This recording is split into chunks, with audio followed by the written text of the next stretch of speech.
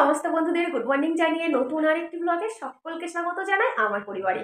আশা করছি তোমরা সকলে খুব ভালো আছো আর সুস্থ আছো, আর আমিও খুব ভালো আছি। এখন বেজে গেছে 9:45, তো এখন থেকে আমি আমার ব্লগটাকে স্টার্ট করলাম।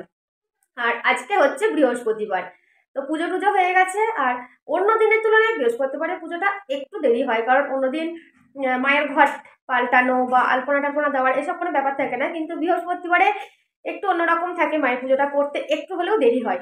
তো সকাল সকাল কাজকর্ম হয়ে গেছে, স্নান টানও হয়ে গেছে, কিন্তু এই পুজো করতে একটু দেরি হয়ে গেল।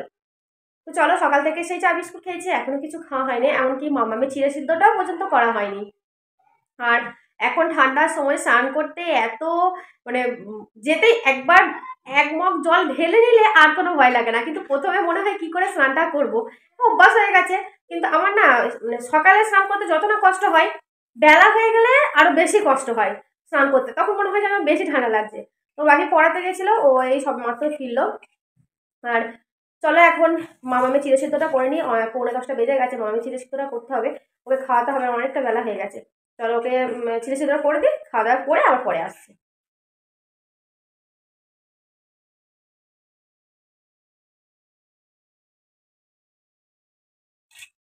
ঘরে যা ঠান্ডা, সেই ঠান্ডা থেকে চলে এসেছি বাইরে রোদে। আর রোদে এই যে মুড়ি নিয়ে বসে গেছি, তোমাদেরকে তো আগেই দেখিয়েছি। সিঙ্গারা বোঁদে আমার প্রিয়, ভীষণ প্রিয় বোঁদেটা, বোঁদে বা বদিয়া যাই বলো আর কি। আর মামামের চিড়ে সিদ্ধও হয়ে গেছে। তো ওই যে ওইদিকে বসে এখন খেলা করছে মহারানী, ডেকে ডেকেও আসছে না। আর সকালে আজকে পড়া করে নিচ্ছে, মানে রোজ এখন সকালবেলা গানে বসাচ্ছি। তো আর কি বলতো, একটা জিনিস করতে করতে বাচ্চাদেরও তো একটু মনের ঠিক থাকে না, ওদেরও মনে হয় যে একটুখানি খেলা করি। তো সকালে আজকে গানে বসানি, একটু পড়া করলো, ওই যে বসে বসে এখন খেলা করছে। আর চিড়ে সিদ্ধ সবেই করে নিয়ে এলাম, চিড়ে সিদ্ধটা এখন সবজি রান্না করছে। তো চিড়ে সিদ্ধটা ঠান্ডা হয়ে গেছে, জলে বসিয়ে ঠান্ডা করলাম, এখন ওকে খাইয়ে দেবো, তারপর খাবো, মানে খাওয়া দাওয়া করবো।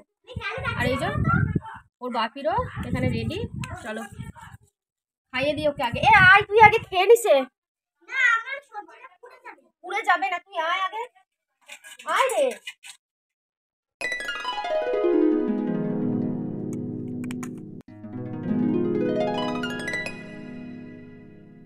আর রান্নাঘরে ঢোকা আজকে আমার নিষেধ, রান্না বান্না কে করবে জানি না। তো আপাতত এখন মশলা টশলা পেস্ট করে তো রেখে দিই, আর যে রান্না বান্না হবে সেই সব কেটে এখন রেডি করে রেখে দিচ্ছি। তারপর কে রান্না করবে সেটা তোমরা নিজেরাই দেখো। আজকে আমাকে রান্নাঘর থেকে আপাতত ছুটি দিয়েছে। আজকে রান্না বান্না থেকে আমার ছুটি, সমস্ত কিছু ওকে রেডি করে দিয়েছি, মশলা পেস্ট করে পেঁয়াজ আলু টালু সব কিছু কেটে রেডি করে দিয়েছি। আজকে রান্না বান্নাটা ওই স্বয়ং করবে, কারণ রোজ নাকি আমার একই রান্না খেতে খেতে ওর আর ভালো লাগছে না, তাই আজকে মাংস রান্নাটা ওই করবে।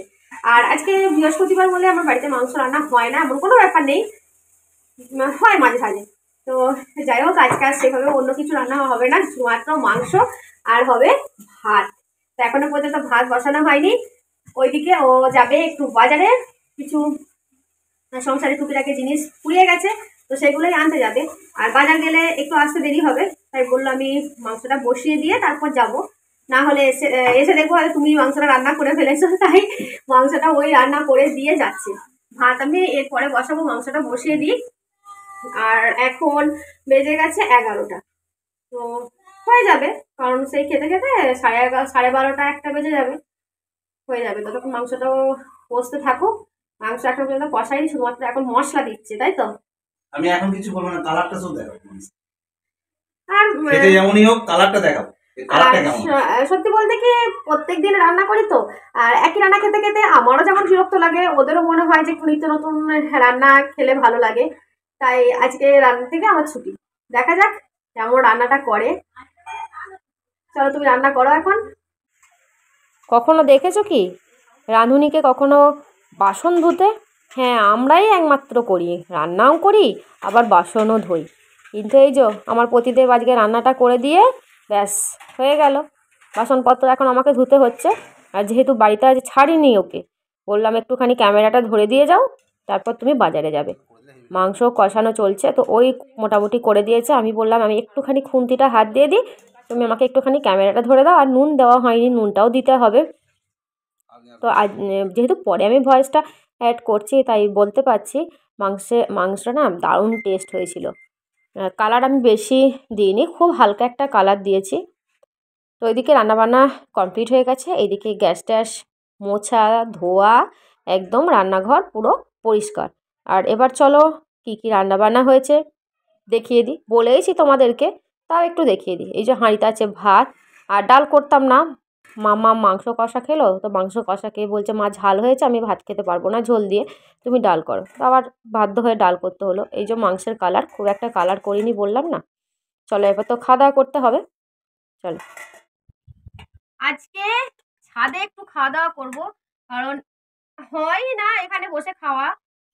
আর সত্যি কথা বলতে কি, একটা চ্যালেঞ্জ ভিডিও করবো বলেই ছাদে আসা, তা না হলে নিচে থেকে খাওয়া হয়ে যেত। এদিকে মামামুকে খাইয়ে ওকে শুয়ে দিয়ে এসেছি। যেহেতু চ্যালেঞ্জ ভিডিওটা করব, তাই ছাদে আসতে হয়েছে বাধ্য হয়ে।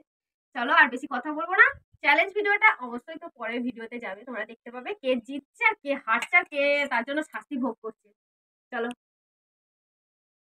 বিকালের যে সমস্ত টুকিটাকি কাজকর্ম ছিল সেই সব কাজ কমপ্লিট করে কাপড় কেচে এখন একটুখানি চুল টুল আঁচড়ে নিচ্ছি। আজকে আর সেই যে সকালে স্নান করে চুল আঁচড়েছি, তারপর থেকে আর চুল আঁচড়ানোর সময়ই হয়ে ওঠেনি। তো এখন চুল আঁচড়ে নিচ্ছে, আর এখন বেজে গেছে 5টা। তো এবার সন্ধে দেবো, সন্ধে টন্ধে দিয়ে তারপর আবার রাত্রে খাবার দাবার বানাতে হবে। খাবার দাবার বলতে রাত্রে ভাত মাংস সবই মোটামুটি আছে। তো ভাবছি আমি রুটি খাবো, আর ওদের ভাত আছে, ওরা ভাত খেয়ে নেবে। তো দেখা যাক এখন কি বানানো হয়। আগে চলো ঠাকুরকে সন্ধ্যাটা আগে দিয়ে আসি, সন্ধ্যা প্রদীপ জ্বালিয়ে দিই, চাটা খাই, তারপর আবার দেখা যাবে রাত্রে কি রান্না বান্না হয়। আর মামাকে এই যে ঘুম থেকে উঠলো, তখন চুল টুল আঁচড়ে একটা ঝোড়ো মেরে দিয়েছে। এবার সন্ধ্যে দিয়ে দিই। ঘরে সন্ধ্যা দিয়ে এখন চলে এসেছি বাইরে, আর তুলসী মন্দিরে দেখিয়ে দেবো। তো তারপর তো সন্ধ্যা চাটা খাওয়া হবে। আর এই যে ফুল গাছগুলো লাগিয়েছি, কি দারুণ দেখতে লাগছে দেখো, চারিদিকে আমার ফুল গাছে ভর্তি। এবারে গাঁদা গাছটাই বেশি হয়েছে, কিন্তু ডালিয়া ফুলের গাছগুলো অনেকটা বড় বড় হয়েছে, আবার কুঁড়িয়েও আসতে লেগেছে। চলো সন্ধ্যা টন্ধা হয়ে গেছে দেওয়া, এবার চা খাওয়া হবে। এখন বেজে গেছে রাত্রি 9টা। তো খাওয়া দাওয়াও কমপ্লিট হয়ে গেছে। আর এত তাড়াতাড়ি খাওয়া দাওয়া হয়তো কমপ্লিট হতো না, ছেলে থাকলে 9:30 10টা বেজে যেত, যেহেতু ছেলে পড়াশোনা করতো। আর ছেলে যেহেতু বাড়িতে নেই, সেভাবে পড়াশোনাটা সেরকম কেউ নেই। মামাম তো একটুখানি পড়াশোনা করলো, একটু গানের রেওয়াজ করলো, ব্যাস ওর হয়ে গেল। তো একটুখানি সময় টিভি দেখছিলাম বসে, আর কি বা করবো, রাত 9টা বেজেও গেছে। তো ভেবেছিলাম যখন খাওয়া দাওয়া করবো তখনই ব্লগটাকে শেষ করব। তো যখন খাওয়া দাওয়া একদম শেষের পর্যায়ে, তখন মনে হচ্ছে যে ব্লগটাকে তো আমি শুরু করেছি আর শেষও করা হয়নি, ব্লগটাকে তো আবার শেষ করতে হবে।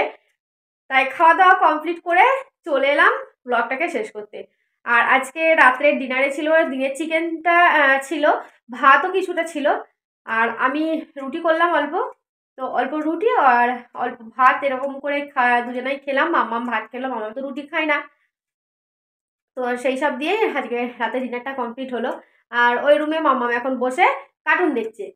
তো কোনটা কোন আওয়াজে কোথায় যে কপিরাইট চলে আসবে তার একটা তো ভয় থেকেই যায়। সারাদিনের ভিডিও করার পরে যখন ভিডিও আপলোড করবো কপিরাইট চলে আসবে, তার মতো কষ্টের মানে কোনো কিচ্ছু নেই। এত কষ্ট হয় যখন একটা ভিডিও ডাউনলোড করার পর কপিরাইট চলে আসে। তো যতটা সাবধানে থাকা যায় ততটাই ভালো। তো চলো ব্লগটাকে আর টেনে নিয়ে যাচ্ছি না, ব্লগটাকে এখানেই শেষ করছি। আবার দেখা হবে নেক্সট ব্লগে। তো তোমরা সবাই খুব ভালো থেকো, সুস্থ থেকো। তো আজকের মতো এখানেই টাটা, সবাইকে জানাই শুভরাত্রি।